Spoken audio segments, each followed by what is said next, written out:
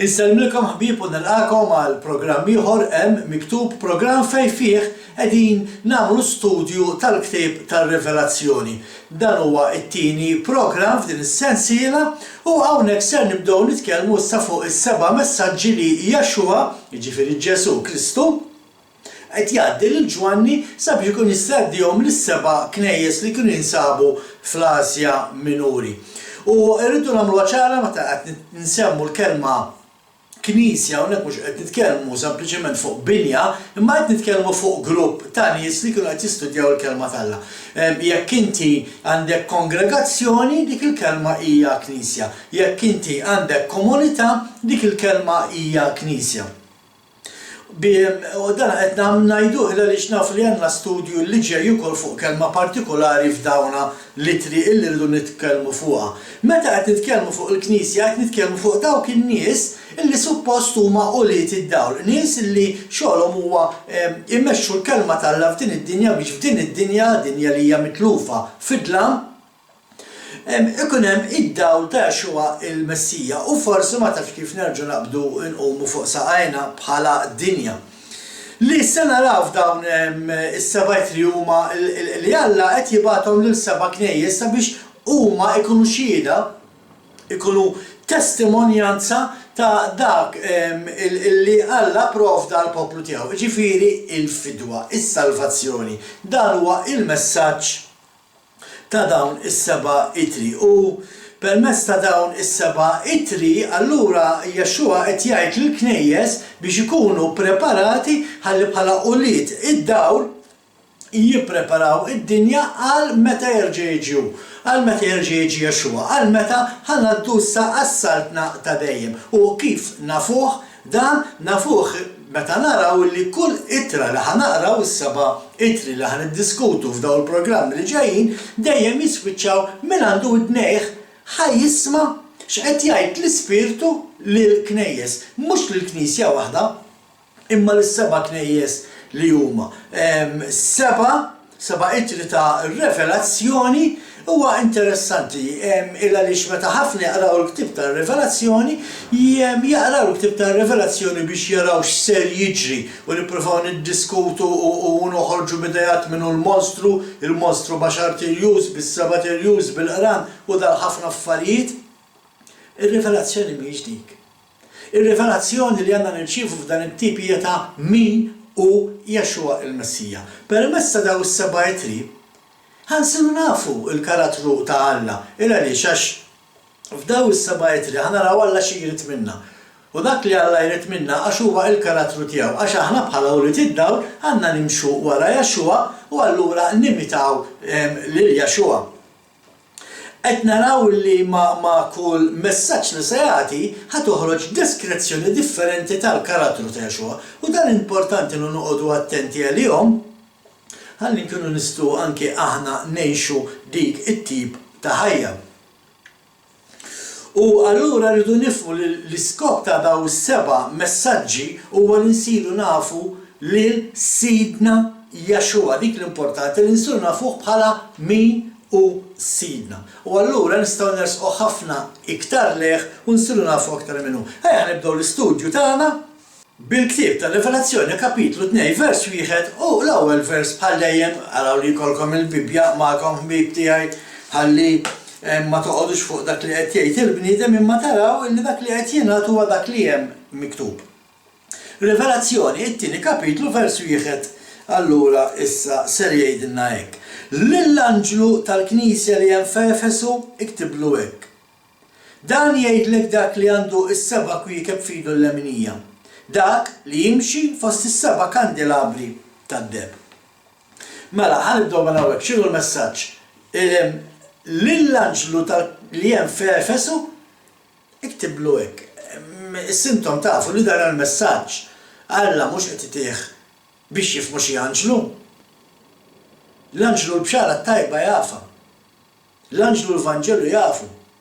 Mela, x'inhi il-kelma anġlu hawnhekk? U hawnhekk irridu noqogħdu attenti għaliex il-kelma angelos bil-Grik ma tfissirx dak li ħafna jaħsbu dak l-anġlu bil-ġwina bil-warrani barra fuq xi sħaba idoq l-arpa.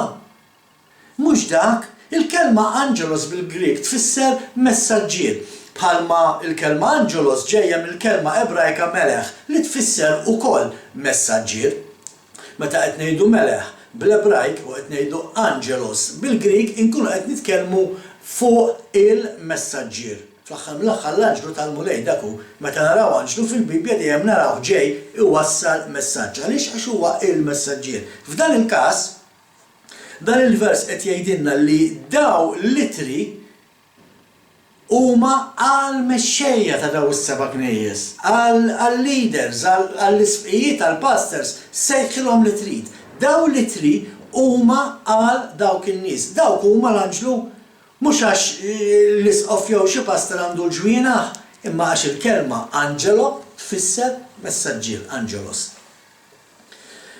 Għaliex beda mill-Knisja ta' Efesu, nafu li anke jekk tmorru taqraw mill-ktib tal-Atti tal-Apostli, f'Efesu kien hemm ribellioni sħiħa kontra il-kelma talla. Daru għal Pawlu irrabjaw ħafna għamlu għalih illa li kien qed jitkellem, kien qed ixelet il-Vanġelu.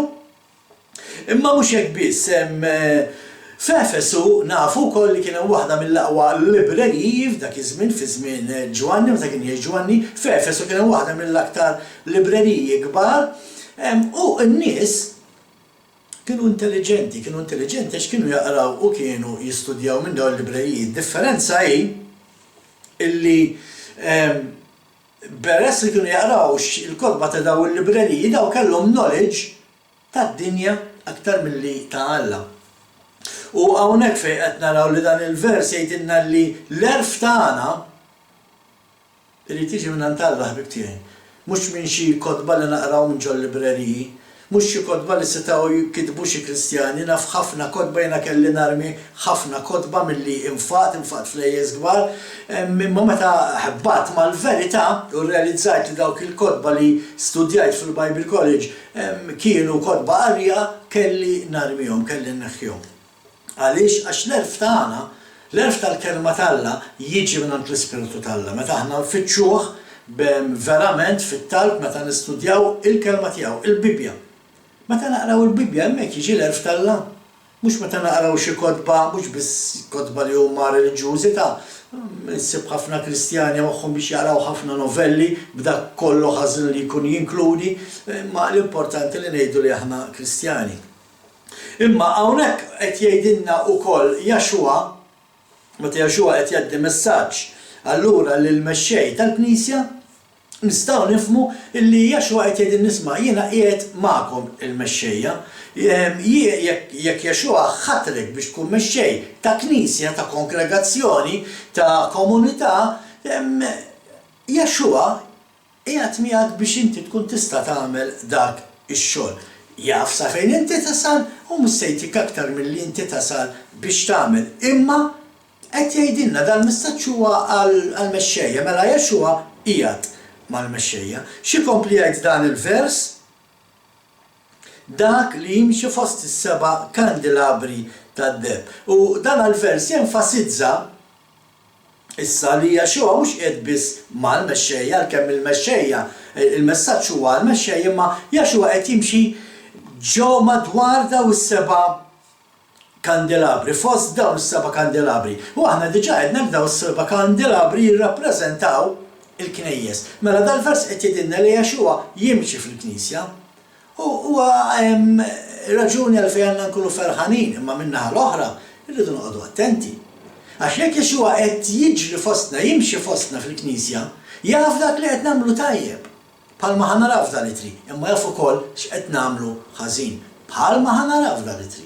Ejja ħalli inkomplu. Il-ġanna ħafna xi ngħidu u ma nistgħux noqogħdu ngħidu affarijiet li m'għandhomx jaqsmu ħalli ma naħlux ħafna ħin.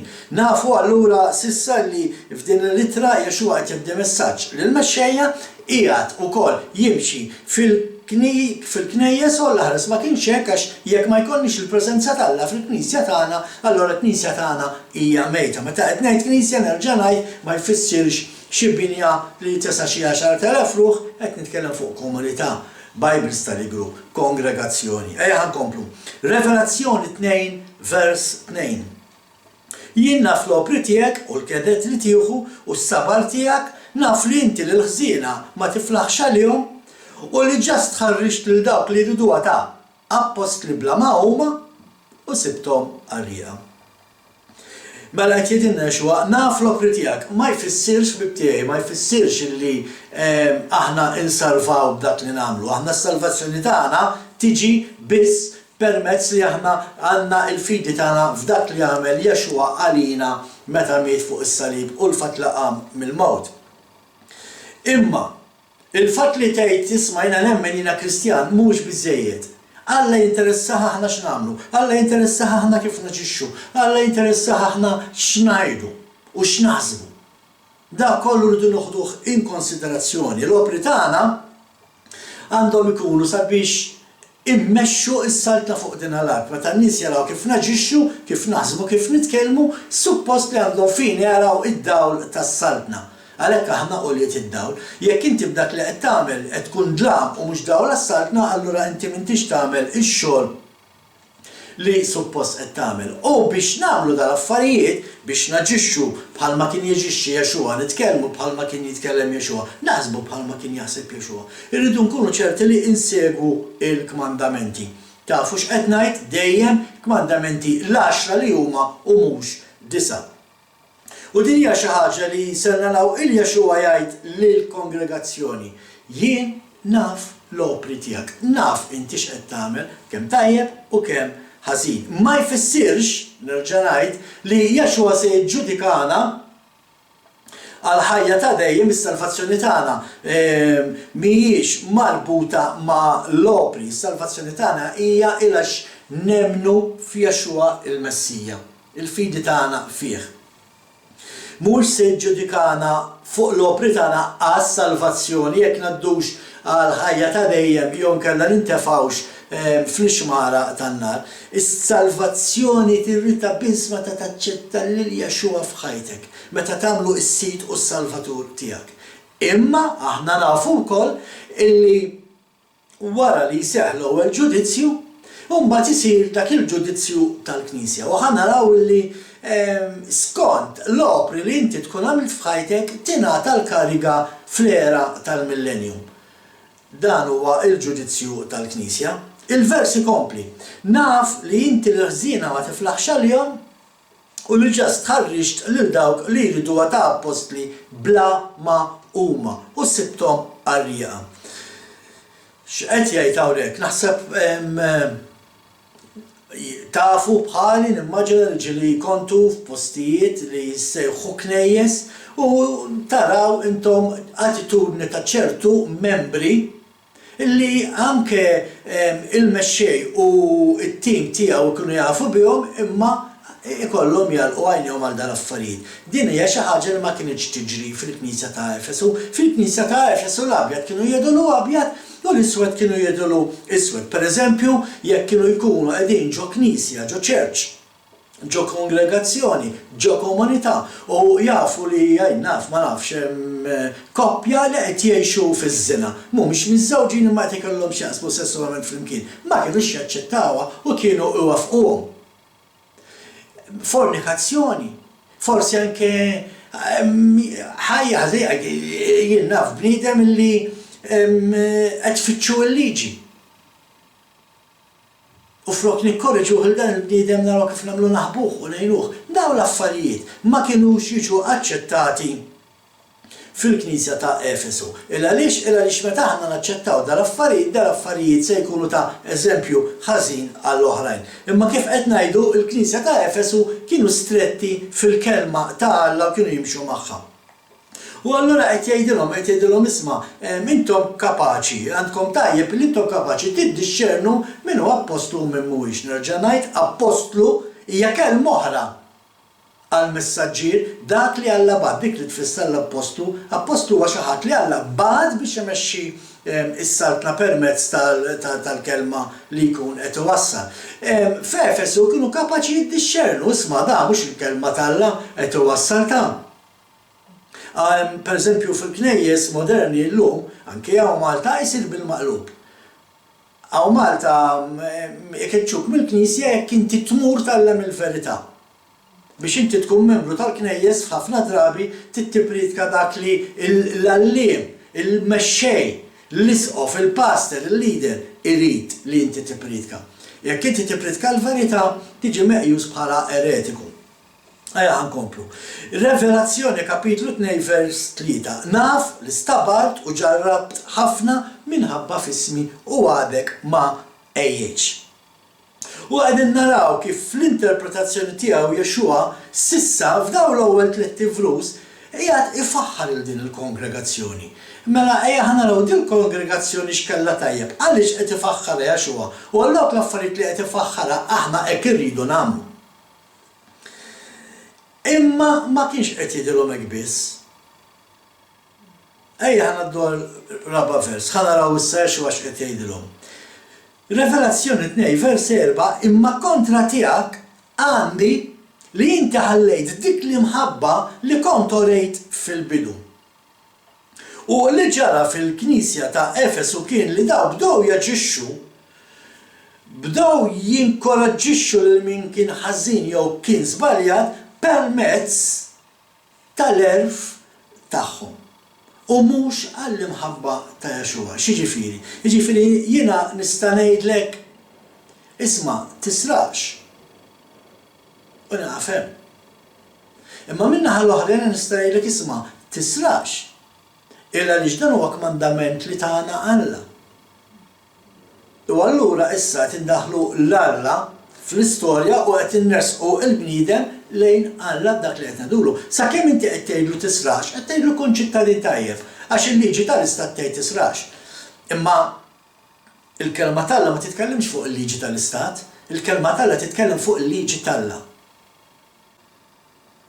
Per eżempju, inti għandek nies, ħalli nġibu eżempju, nies ta' knejjes kbar, naraw ħafna knejjes kbar anki fuq stazzjonijiet kristjani, ikollhom eluf kbar ta' nies, jiġini bħalissa f'moħħi partikolari pastor illi jippredika ħafna fuq il-well-being tal-bniedem u waqqas biss jindenja ruħu jiftaħ il-Bibja u jaqra vers minna biex iwassal il-messaġġ tal-li jkun qed iwassal. Ieħor li qed jgħaddi minn ġo moħħi bħalissa li naraw fuq wieħed mill-istazzjonijiet Kristjani ħafna ħlifa xhur u flus jitlob il-flus ma jagħmilx.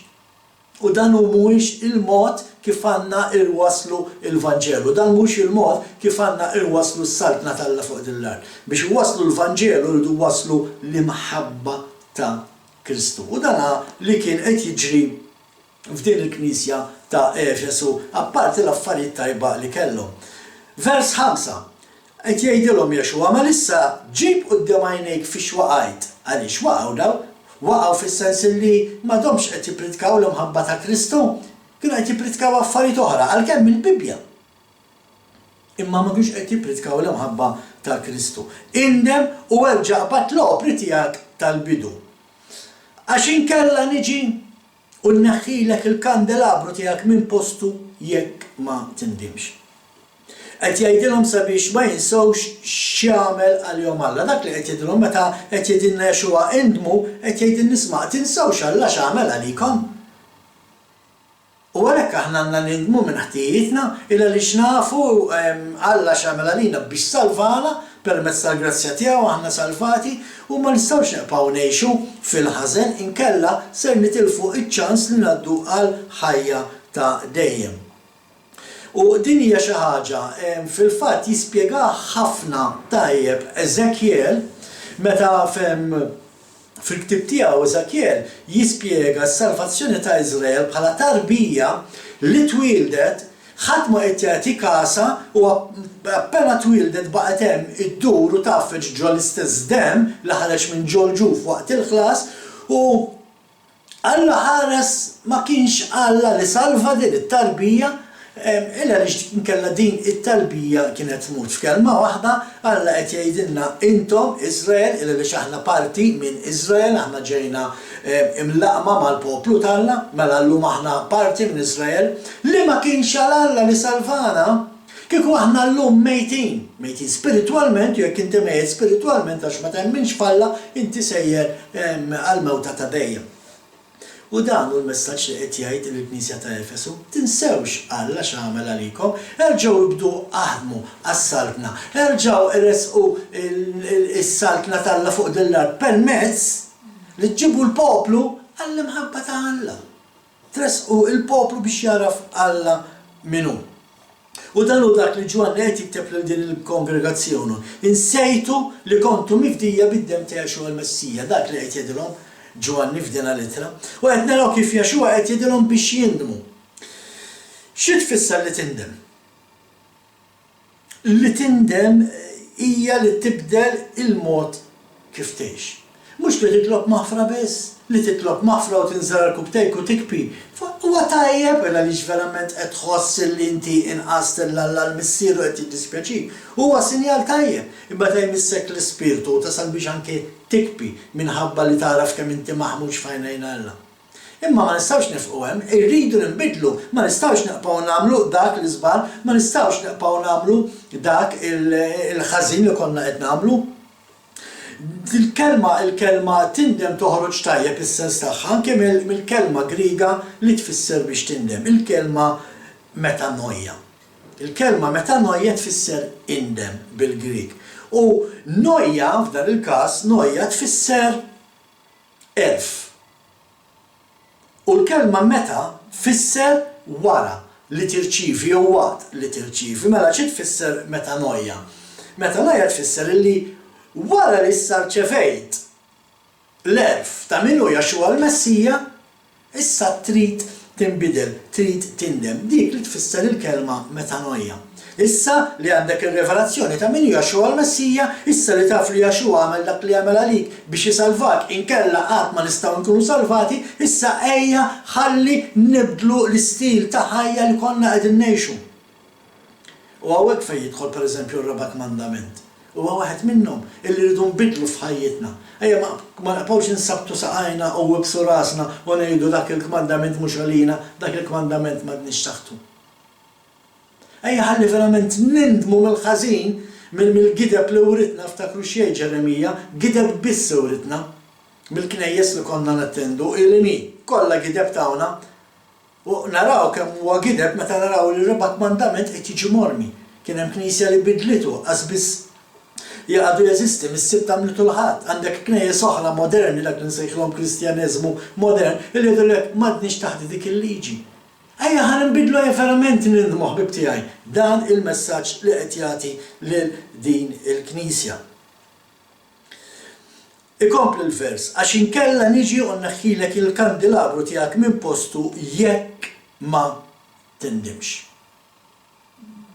Nerġa' ngħid biex tindem irridu narawx qed tgħid il-kelma tal-Alla u nimxu magħha, mhux biss il-jum li nżommu l-jum tas-Sibt Qaddis, imma li niċċelebraw il-festi tal-Mulej, mhux bħalma nagħmlu llum qed niċċelebraw mhux aħna ta' Messjanik Malta żgur aħna ta' Malta Messjanika ma niċċelebrawx festi pagani.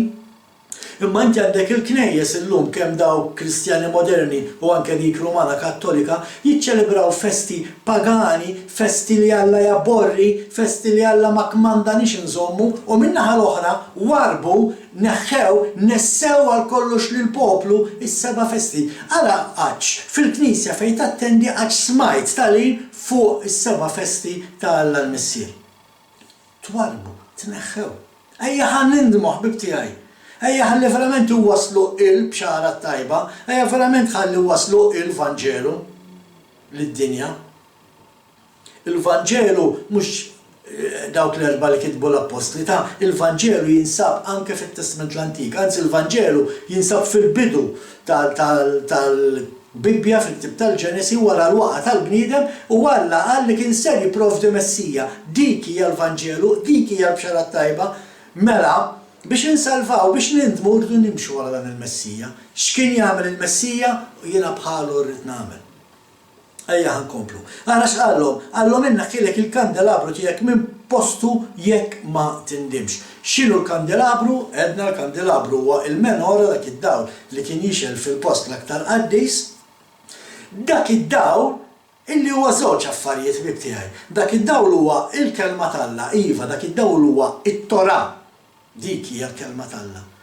Dak id-dawl huwa it-Torah u huwa Yeshua.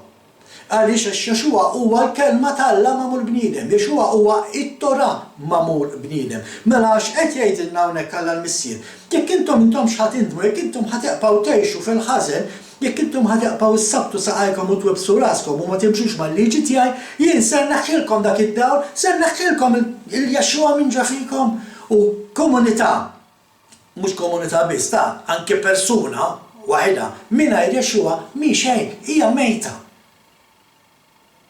Ma ninsawx illi il-vera Yeshua tal-Bibja ma nafx kemm il-passaport xtara biex bidel il-nazzjonalità tiegħu. Minn ludi ġibnieh Ruman jgħix ġo Ruma, Salvatur Ruman. Issa llum il-ġurnata għandna da Ġesu ieħor li xtara apparentament xi passaport Amerikan.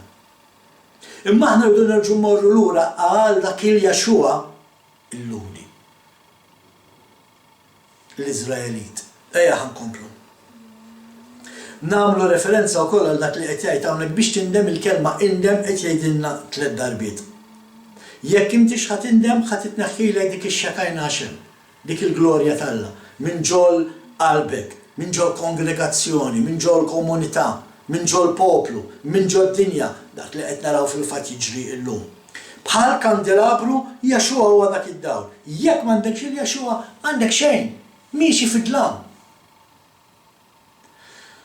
Imma jrid ikollok il-Yeshua ta' din il-Bibja, mhux il-Yeshua li nisimgħu, mhux il-Ġesu li nisimgħu bih ħafna drabi llum ħabib tiegħi. Il-Yeshua ta' din il-Bibja, wara dak irridu nimxu. Vers 6, aħna naraw vers 6 x'jgħid, Revelazzjoni 2 vers 6.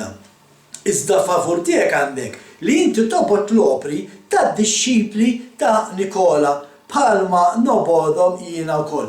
Mhux se noqogħdu nidħlu min kien da Nikola, ma da Nikola fl-istudju insibu li kien wieħed li kien mill-Mażulin fl-Atti tal-Apostli illi ma' żmien żgarra u beda jgħallem tagħlim differenti minn dak li suppost kienu qed jgħallmu skont ma għaddewlhom l-Apostli li kienu jgħixu ma' Yeshua. Imma huwa importanti li jekk hemm xi ħaġa li Alla jobod, inkunu nafu x'inhi ħalli aħna wkoll inkunu nistgħu nobogħduha. Ħalli verament noġbu lil Alla. U importanti nkunu nafu hawnhekk li l-kelma bil-Grik Nikolas li tirreferi għal dana Nikola hija żewġ kelmiet f'kelma waħda fil-Grik. Nikeo tfisser li tkun rebbieħ. Fil-fatt bħala eżempju għandna anke d-ditta ta' żraben Nike, żraben tal-isports, Nike, il-kelma Nike li tfisser overcomer, rebbieħ. Il-kelma Niko tfisser rebbieħ, tfisser overcomer. Leos tfisser nies. Jiġifieri nies rebbieħa. Imma daw l-overcomers għax dik hija kelma overcomers. Daw l-overcomers huma rebbieħa għax jaqsu lil ħaddieħor għax jiddominaw fuq ħaddieħor u għalhekk Alla qed jgħidilhom isma' naf li intom tobodu dak li qed isir f'dik il-Knisja jien nobodu wkoll. Għax Alla jridna rebbieħin f'Jaxxua, mhux rebbieħin minn fuq ħaddieħor billi naksuhom u billi nsawtuhom. Għalhekk għal nisma' in-nies idu nkellmuhom bl-imħabba anke meta nġu biex nevanġelizzaw, bniedem li qed tevanġelizzalu forsi mhux jaqbel miegħek, ma taqbadx il-Bibja u taqbad ittieħ rasu biha, titkellmu bl-imħabba, poġġilu l-imħabba ta' Yeshua. Vers 7. Anzi ħankomplu fuq vers 6, vers 6 ma jitkellimx biss fuq mexxejja li jkunu qegħdin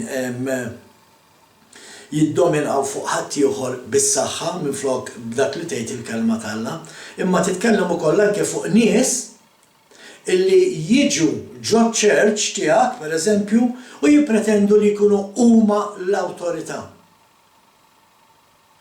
Mhux lesti jissottometti taħt l-awtorità tal-kelma t'Alla. U allura jibdu jaraw argument wieħed fl-ieħor ma' kull teaching li tagħmel. U dan Alla qed jgħid isma' dan jien nobodu. illa li it-talim li għandu joħroġ fil-Knisja huwa t-talim ta' dak li hemm fil-kelma biss. Xejn aktar. Revelazzjoni 2 vers 7. Min għandu id-nejħ ħajjisma' xi jgħid l-Ispiritu lill-knejjes. Nerġa' ngħid fil-plural. Għalkemm dan il-messaġġ huwa għall-Knisja ta' Efesu, imma mhuwiex biss, imma huwa anke għall-knejjes l-oħra, għalina wkoll. Irridu naraw x'fih tajjeb u x'fih ħażin dan il-messaġġ. Lir-rebbieħ nagħtih li jkun mis-siġra tal-ħajja li hemm fil-ġenna ta' Alla. U qed naraw kif dan il-messaġġ huwa għal kongregazzjonijiet sabiex joħorġu rebbieħa meta jimxu wara dawn il-messaġġi joħorġu rebbieħa u jkunu jistgħu issa jieklu mis-siġra tal-ħajja. Jiġifieri jgħaddu għall-eternità, jgħaddu għall-ħajja tad-dejjem. Ejja ħanaddu malajr għat-tieni knisja forsi jnaxxilna lestu żewġ knejjes minn seballum u din id-darba ħammorru għall-Knisja ta' Żmirna. Din hija knisja skont dak li hemm miktub f'dan il-ktieb li titgħaddi minn ħafna persekuzzjoni intensa u qawwija. Fil-fatt jekk naraw, ejja nibdew il-messaġġ ta' din il-Knisja, Revelazzjoni kapitlu 2 vers 8 fejn jaqrek kara. U lill-anġlu tal-Knisja li hemm fi Żmirna iktiblu hekk. Dan jgħidlek dak li hu l-ewwel u l-aħħar li kien mejjed u reġa' ħaj. Għal darb'oħra qed naraw dikjerazzjoni li qed jagħmel Jaxua li huwa l-ewwel u l-aħħar, l-alfa u l-omega. Xi jfisser? Ifisser li Jaxua qed jgħidilna li l-fidwa huwa jiena. Huwa Jaxua l-fidwa tagħna permezz tiegħu aħna salvati. Dak li qed jgħid dan il-messaġġ u allura irridu nieħdu l-messaġġ ma Jaxua qed jgħidilna jiena l-ewwel u l-aħħar, allura aħna rridu nkunu ċerti li l-impenn tagħna huwa lejn Jaxua u lejn ħadd aktar. Jgħid il-bniedem mhuwiex importanti jekk mhuwiex skont dak li qed jgħid Jaxua fil-kelma tiegħu. L-impenn tiegħek m'għandux ikun lejn il-bniedem imma lejn Alla, lejn Jaxua. U din id-dikrazzjoni li għam il-mowt, Jaxua qed jagħmilha sabiex jagħti kuraġġ il din il-Knisja li ħatgħaddi minn din il-persekuzzjoni. U bħal din il-Knisja anke l-poplu tal-Alla illum dal-waqt jasal żmien fil-qrib li jibda d-dem minn persekuzzjoni u l-dastant anke dan il-messaġġ huwa għal poplu tal-Alla. Ejja ma ninsewx li kien mejjed imma qam il-mewt. Qiegħed hemm, għadu ħaj, ħajkun magħna anke fil-persekuzzjoni u l-bidu u t-tmiem. Fidejh irridu nħallu. Il-fidi tagħna tkun fih irridu nittamaw. Vers 9. Jiena naf it-taħbit u l-faqar tiegħek għad li inti għani. U naf kemm jinfamawk dawk li jgħidu li huma Lut mingħajr ma huma meta huma s-sinagoga tax-Xitan. Mela, ħanibdew minn hawn. L-istess bħal Knisja ta' Efesu Jaxua qed jagħmel referenza u jgħidilhom li kien jaf ix-xogħol tagħhom x'inhu. Mela importanti li x-xogħol tagħna jkun xogħol tas-saltna illa li Jaxua jaf x'qegħdin nagħmlu. Tajjeb? Dan ifisser li meta ser niġu evalwati skont dak li nagħmlu f'din il-ħajja. Ħaniġu evalwati skont dak li nagħmlu f'din il-ħajja. Mhux għall-ġudizzju tal-ħajja ta' dejjem jew għall-mewt, imma ħaniġu evalwati sabiex naraw x'livell ta' responsabilità nkunu nistgħu ningħataw meta ngħaddu għall-era tal-millennium. Għalax qallhom Jaxua, jiena naf it-taħbit u l-faqar tiegħek għad li inti għani. Mela qed jgħidilhom isma' kemm intom fqar fid-dinja imma intom fis-saltna intom sinjuri. Għalkemm nistgħu ngħaddu ġifieri minn persekuzzjoni ħajdilna Jaxua, għalkemm intom ħatgħaddu minn taħbit, imma lil din il-Knisja jgħidilha inti sinjura mill-perspettiva tas-saltna. U għalhekk Jaxua jgħid nisma' importanti li neqgħu fidili sal-aħħar. Ħanaddu mill-persekuzzjoni u importanti li neqgħu fidili sal-aħħar sabiex inkunu nistgħu ngħaddu għal ħajja ta' dejjem. Tajjeb?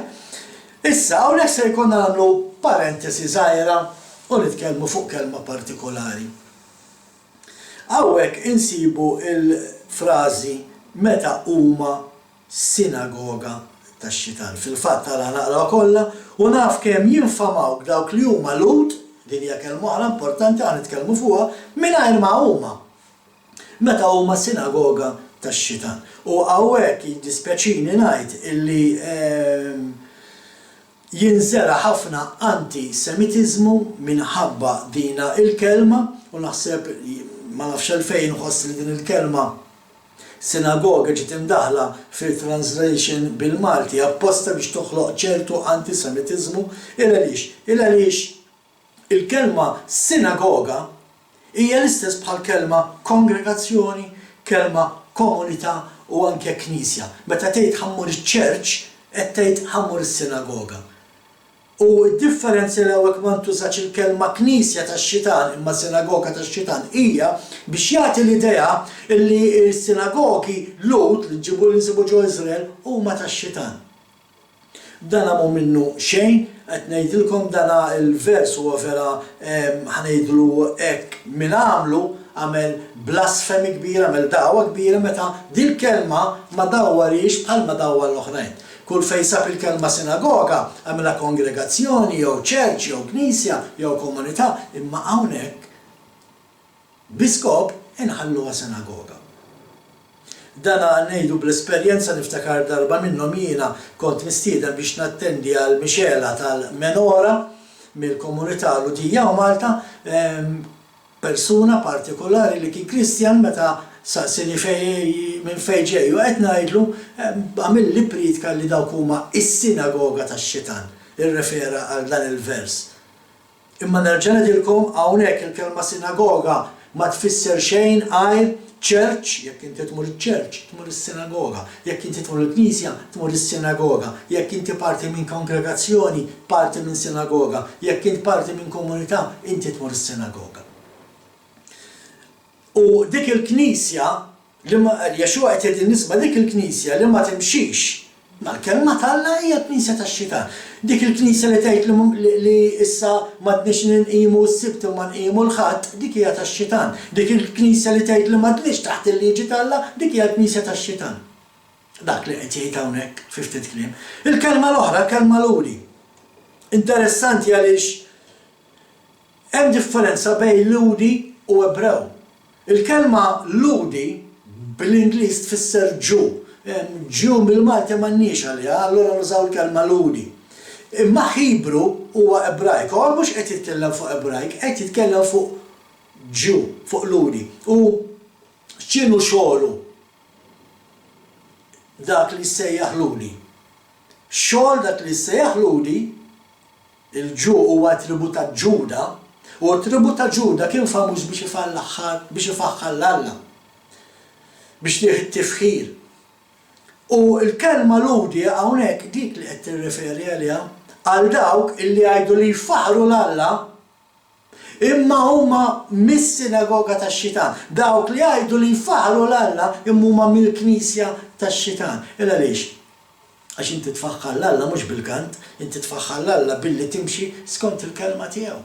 Billi żżomm is-sibt qaddis, ċelebra l-festi tal-Alla, tikol, ma tikolx laħam illi Alla għalinna mhuwiex laħam mhuwiex ikoll għalikom la tiklux. Hemmhekk qed tfaħħar il-mulej, hemmhekk inti tkun sirt ludi fit-twemmin tiegħek. Mhux Ebrew, mhux Iżraelit, biex ma nħawdux il-kliem. Illa għaliex il-messaġġi ħżiena mill-kelma tal-Alla bekk joħorġu meta l-bniedem jinterprethom għal skopijiet tiegħu. Min irid ibiegħed il-poplu tal-Alla mill-verità jgħid li s-sinagoga hija tax-Xitan. Imma ejja ħalli ma naħlux fuq dal-vers il-punta minnieħ nitlob l-Alla li moħħkom miftuħ biżżejjed biex tifhmu dak li qed ngħidilkom. Li qed ngħid għal dawk li jgħidu li huma krudenti illi dawk li suppost ifaħru lill-Alla imma joħduha kontra u jinfamaw il dawk li ma jaħsbuhiex bħalhom. Dak li qed jgħid dan il-vers, sinagoga ta' Satana. Illi huma dak il-postijiet fejn kif qedna jiġi mgħallem kontra il-liġi tal-Alla u mhux favur il-liġi tal-Alla. U għal dawn il-postijiet Jexu kien qed jirreferi. Ejja ħanaraw Rivelazzjoni kapitlu 2 wasalna vers 10 fejn jgħid hekk ara. Tibżax minn dak li se jkollok issofri. ara id-demonju se jixħet il-xi wħud minnkom fil-ħabs biex iġarrabkom. U intom tgħaddu minn 10 tiem ta' taħbit. Iqpaw fidi li sal-mewt u jien natik il-kuruna tal-ħajja. U dan huwa l-messaġġ illi Jexua qed jagħti lil din il-Knisja. Innotaw illi fil-messaġġ tiegħu Jexua lill-Knisja ta' żmirna ma sab l-ebda difett bit-tiegħi. Importanti nkunu nafu min kienet din il-Knisja ta' żmirna, x'kienu jagħmlu, x'kienu jiffollowjaw. Illa li dak irridu niffollowjaw aħna wara dak irridu nimxu wara dak it-talim irridu nkunu nafu x'inhu biex nimxu warajh. Illa li kif qed ngħidilkom, Jexua ma sab l-ebda difett jew ħtija f'din il-Knisja. U għalhekk huwa mod ilha li tgħaddim il-persekuzzjoni ħbib tiegħi. Jekk aħna verament ħanimxu mal-kelma tal-Alla, iva ħaniġu persegwitati. Imma dan huwa dak li Jexua stess qalilna anke fil-Vanġelu ta' Mattew 24 fejn qalilna li il-kredenti ġej żmien dalwaqt għalkemm għal ħafna kredenti wkoll dan iż-żmien diġà wasalu għadda illi niġu arrestati nintafgħu il-ħabs u niġu maqtula. U qed ngħid hekk qabilna qabel tasal il-persekuzzjoni fl-era tagħna, qabilna kien hemm min għadda minn din il-persekuzzjoni diġà. Kien hemm min intefa' l-ħabs għall-Kristu, kien hemm min ġie arrestat għall-Kristu, kien hemm min inqatel għall-Kristu. Dina mhijiex xi ħaġa tagħna biss. Bħal mettilkom fl-ewwel programm dan il-ktib huwa progressiv. Ġara u ser jerġa' jiġri. Iktar minn darba, u ħanaraw fl-istudji li għandna fil-kapitli ta' quddiem.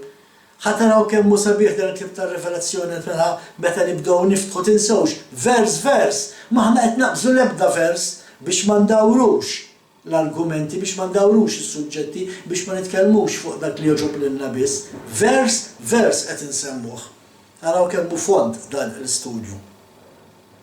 Mela x'qed jgħidilna? Qed jgħidilna illi permezz ta' din il-persekuzzjoni din il-persekuzzjoni se tgħinna fil-fidi tagħna.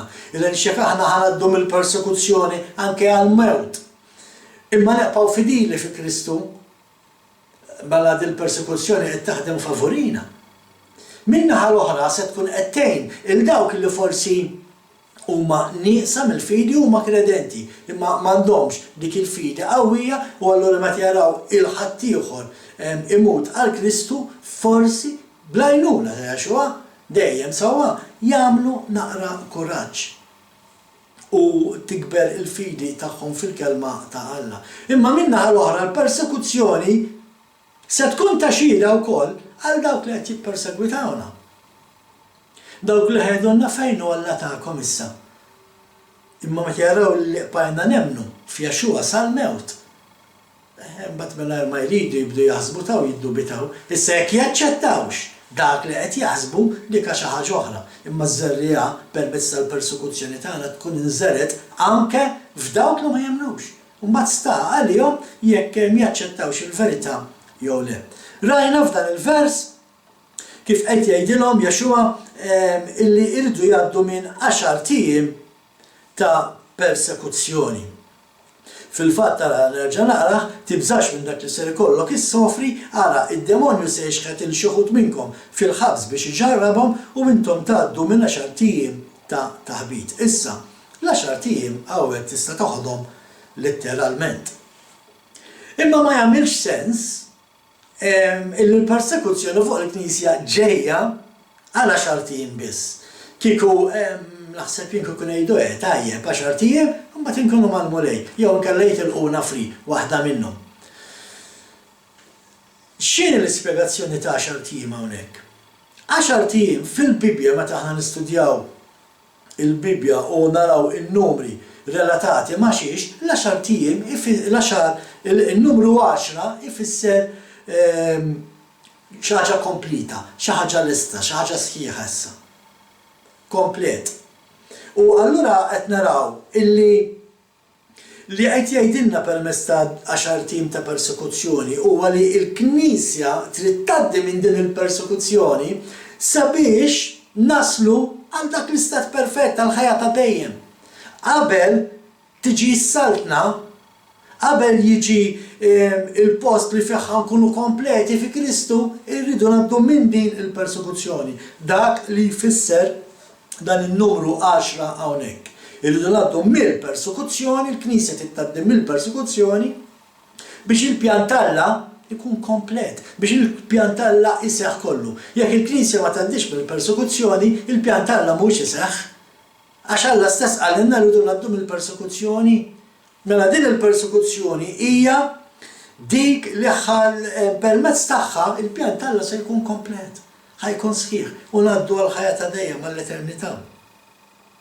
Imma qed naraw li Alla qed jgħidilna li minħabba il-fedeltà tagħna ser ngħaddu minn dan kollu. Il għaliex nimxu mal-kelma Alla ser niġu ippersegwitati. U għalhekk Jexua jedinna anke f'dan il-vers, iqpaw fidili sal-aħħar anke sal-mewt, anke jekk jiġu biex joqtlukom. Iqpaw fidili sal-aħħar. L-ħbib tiegħi il-mewt għal min jemmen f'Alla, għal min jemmen f'Jexua, il-mewt mhijiex it-tmiem. Anzi, il-mewt hija il-bidu ta' ħajja oħra. Il-bidu ta' ħajja aħjar. Ngħaddu minn din id-dinja li nafu li dak kollu li tiġri madwarna llum. Il-ħażen li hawn madwarna, dak kollu li qed naraw l-ambjent jitfa' ġewwa wiċċna. Nafu li d-dinja hija mitlufa. Id-dinja qiegħda fid-dlam hija mitlufa, ma tax fejn isejra. M'għandniex ċans nirranġaw din is-sitwazzjoni, jgħidu x'jgħidu. It-tmiem ġej fuq din id-dinja u il-mewt dak li ħad tagħmel għall-kredent il-mod ħad għaddih min din id-dinja ta' taħwit u ħażen għal ħajja aħjar ma' Jexua il-Messija. Ejja naraw l-aħħar vers ta' dana il-kapitlu.